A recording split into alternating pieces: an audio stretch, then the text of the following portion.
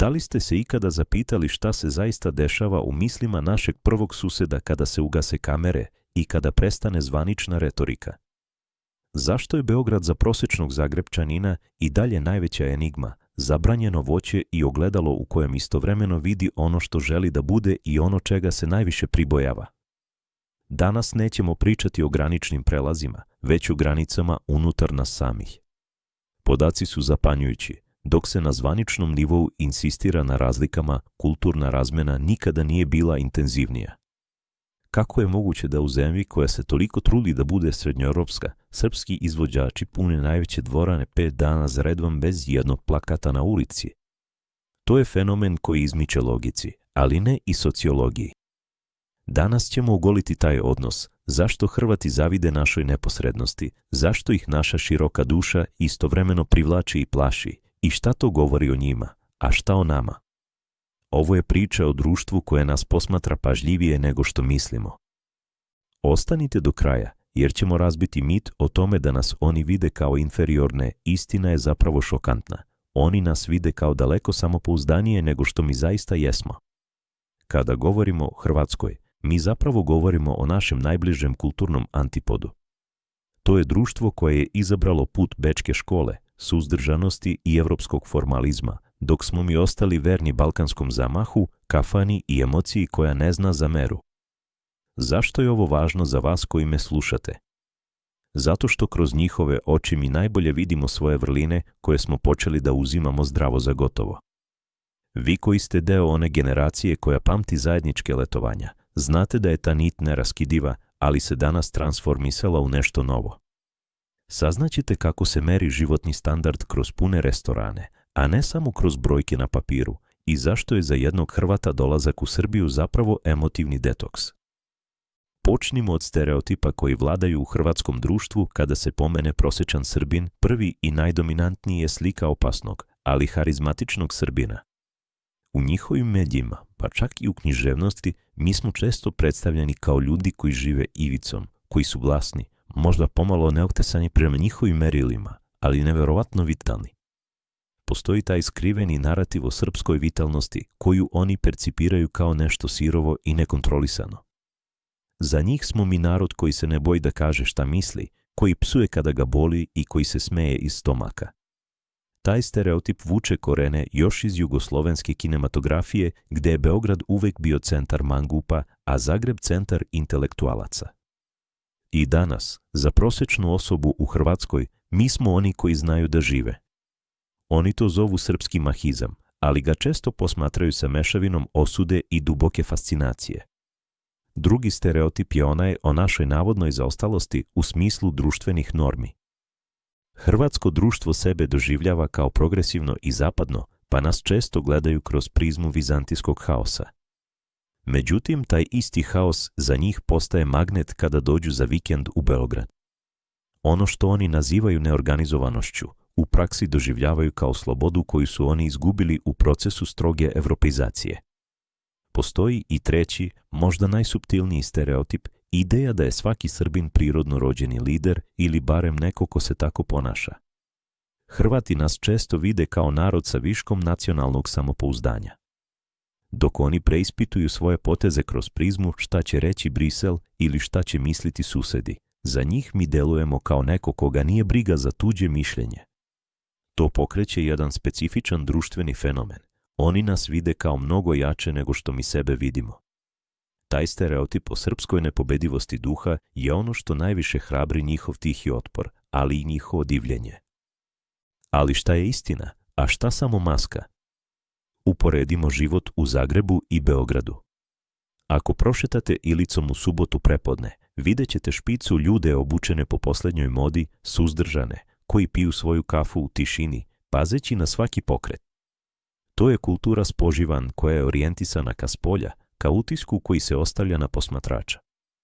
Sa druge strane, beogradska Knez Mihajlova ili kafane na Dorćolu imaju sasvim drugačiju energiju. Kod nas je kultura potrošnja emotivna. Mi ne trošimo novac zato što ga imamo previše, već zato što nam je u tom trenutku potrebna ta emocija. Hrvati to vide i ne razumeju kako neko sa nižom prosječnom platom može da priredi gozbu koja izgleda kao da nema sutra. To je ta širina duše koja je za njih sociološki paradoks. U Hrvatskoj je kult štednje i planiranja mnogo izraženiji, što je nasljeđe te srednjoevropske discipline. Mi, Srbi, živimo u sadašnjosti. Ta razlika u mentalitetu stvara jaz. Oni nas vide kao rasipnike, a mi njih kao hladne i proračunate. Međutim, podaci o posetama turista govore svoje. Hrvatski građani su među najbrojnijim gostima u Srbiji ne zbog istorijskih spomenika, već zbog te naše energije koju oni nazivaju beogradski zamah. Kada je reč o porodici, tu smo sličniji nego što bi iko želeo da prizna, ali su manifestacije drugačije. I mi i oni imamo kult majke, te jake, balkanske žene koja drži 4 stuba kuće. Ali dok je u Hrvatskoj taj patrijarhat često upakovan u građanske manire, kod nas je on direktan i neskriven. Hrvatska inteligencija često kritikuje srpski patrijarhat, ali istovremeno pati za tom porodičnom kohezijom koju mi još uvek čuvamo. Kod njih se osjeća veći uticaj individualizma, deca se ranije osamostaljuju, ali se i veze lakše kidaju. Kod nas je porodica i dalje tvrđava, čak i kada je disfunkcionalna. Ta naša povezanost je za njih nešto arhaično, ali im izaziva duboku nostalgiju za vremenima kada je zajednica bila iznad pojedinca. Zašto oni zaista misle tako kako misle? Moramo se vratiti na nasljeđe Jugoslavije. U toj zajedničkoj državi uloge su bile podeljene. Srbi su bili državotvorni element, oficiri, administracija, ali i bojemsko srce države. Hrvati su bili veza sa Zapadom, kulturna avangarda u smislu forme i estetike. Taj raspad nije bio samo politički, već i duboko društveni. Oni su krenuli putem negiranja svega balkanskog u sebi, pokušavajući da postanu mala Austrija. Međutim, krv nije voda. Danas, 3 decenije kasnije, oni se suočavaju sa činjenicom da im je naš melos, naš humor i naš način zabave bliži od bilo čega što dolazi iz Beča ili Brisela. To stvara unutrašnji konflikt. Zašto se srpske zvezde slušaju usred Zagreba? Zato što mi izgovaramo ono što oni prećutkuju. Mi pevamo o strasti, boli i preterivanju, dok je njihova savremena pop kultura postala pomalo sterilna u pokušaju da bude politički korektna i evropska. Šok usledi svaki put kada se desi neposredan kontakt. Prosječan Hrvat koji dođe u Srbiju sa predrasudom o opasnim Srbima ostaje zatečen gostoprimstvom koje prelazi granice razuma. Za njih je šokantno da vas neko koga ste tek upoznali pozove na slavu ili vam plati račun u kafani samo zato što ste gosti. Taj koncept gostoprimstva kao svetinje je nešto što je u hrvatskom primorju, zbog masovnog turizma, gotovo potpuno iščezlo i pretvorilo se u čistu transakciju. Kada vide tu našu iskrenu želju da se gost osjeća kao car, oni doživljavaju kulturni šok. Prva reakcija je često neverica, šta ovaj hoće od mene, a zatim sledi potpuno opuštanje i oduševljenje. To je trenutak kada stereotip umire, a rađa se razumevanje. Oni tada shvataju da naša agresivnost iz medija zapravo nije ništa drugo do naša energija koju nismo naučili da kanališemo kroz filtere. A šta je sa muzikom i filmom? To je polje naše najveće ekspanzije. Hrvatska intelektualna elita se decenijama bori protiv turbo minus folka kao simbola srpskog kulturnog uticaja, nazivajući to neukusom sa istoka. Ali društvo ih ne sluša. Zašto? Zato što je srpska zabavna industrija shvatila nešto što Hrvatska nije, ljudima je potrebna emocija, čak i ako je ona ponekad na ivici kiča. Naš film je za njih pojam životnosti. Oni priznaju, mada često nevoljno, da su naši glumci i režiseri zadržali tu organsku crtu koju su oni izgubili. Postoji ta tiha tuga za zajedničkim kulturnim tržištem gde je Beograd bio Hollywood Balkana. Kada Hrvat gleda srpski film, on ne gleda samo priču, on gleda način na koji mi komuniciramo, tu direktnost, psovku koja nije prostačka već ekspresivna i tu sposobnost da se šalimo na sopstveni račun. To je ono što im najviše nedostaje, samo ironija.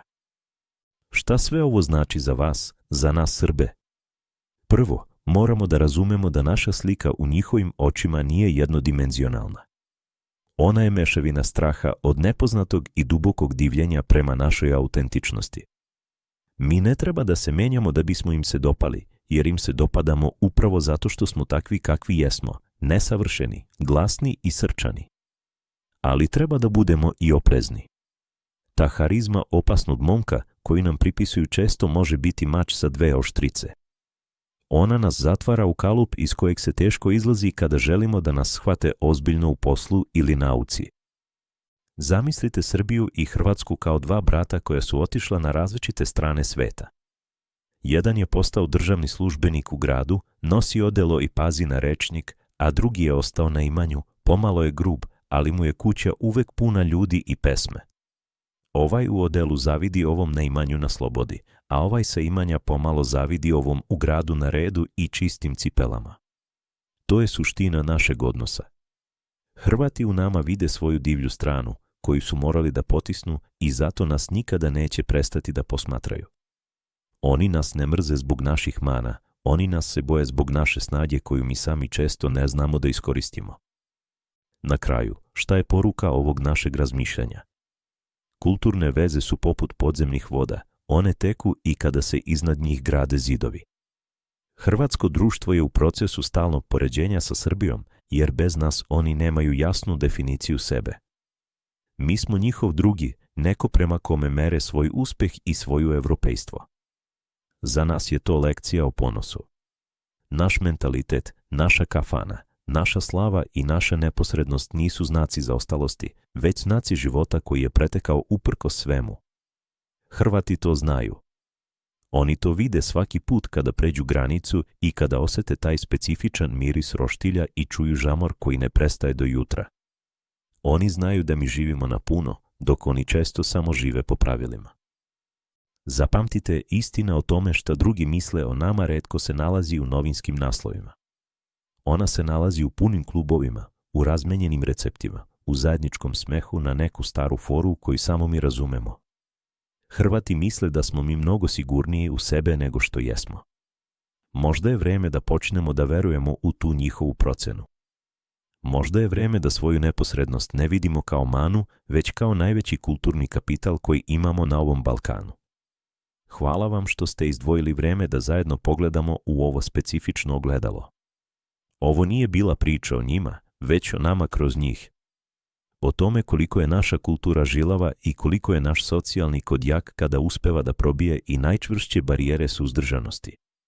Ponosite se svojom širokom dušom, ali je čuvajte za one koji znaju da je cene.